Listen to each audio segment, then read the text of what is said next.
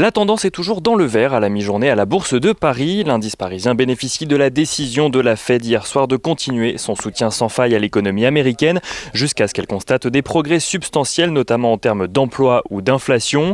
Un discours globalement attendu par les investisseurs. La Fed garde donc ses taux inchangés.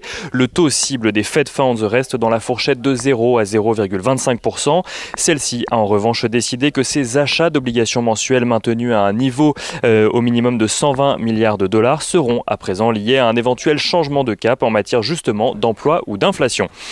Du côté de ses prévisions économiques, la Fed estime que le PIB des États-Unis devrait reculer de 2,4% en 2020 avant de rebondir de 4,2% en 2021. Des estimations finalement meilleures que prévues alors que la Fed anticipait en juin dernier un recul de 6,5% du PIB cette année. La Fed qui anticipe également un taux de chômage proche des 5% dès l'année prochaine aux États-Unis. Là aussi, un niveau meilleur que prévu, même si le taux de chômage sera toujours plus élevé que son niveau d'avant-crise. Pour rappel, en février 2020, soit juste avant le début de l'impact économique de la pandémie, le taux de chômage aux États-Unis avoisinait les 3,5%.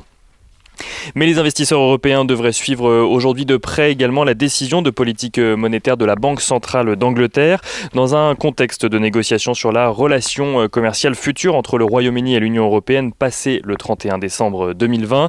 Celle-ci devrait, selon les attentes des analystes, opter pour un statu quo.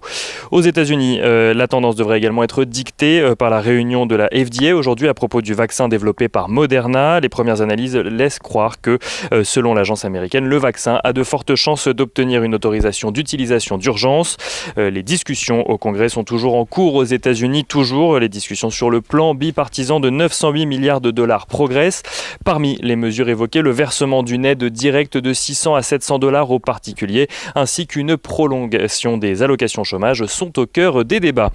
À noter qu'en France, le climat des affaires se redresse fortement au mois de décembre. Il gagne 12 points pour se hisser à 91, soit au niveau qu'il avait entre les deux confinements. Il lui reste encore une dizaine de points cependant à récupérer pour retrouver sa moyenne longue période aux alentours de 100 points. Du côté des valeurs à présent à la Bourse de Paris, Dassault Aviation s'apprécie à la mi-journée. Le titre bénéficie du feu vert du Parlement grec pour une commande de 18 avions Rafale à la France. Avions construits donc par Dassault Aviation. EDF annonce de son côté revoir à la hausse son objectif d'EBITDA pour 2020. Le groupe vise désormais un montant égal ou légèrement supérieur à 16 milliards d'euros, tandis que les valeurs automobiles évoluent toujours dans le vert aujourd'hui malgré le recul des immatriculations en Europe de 13,5% sur un an au mois de novembre.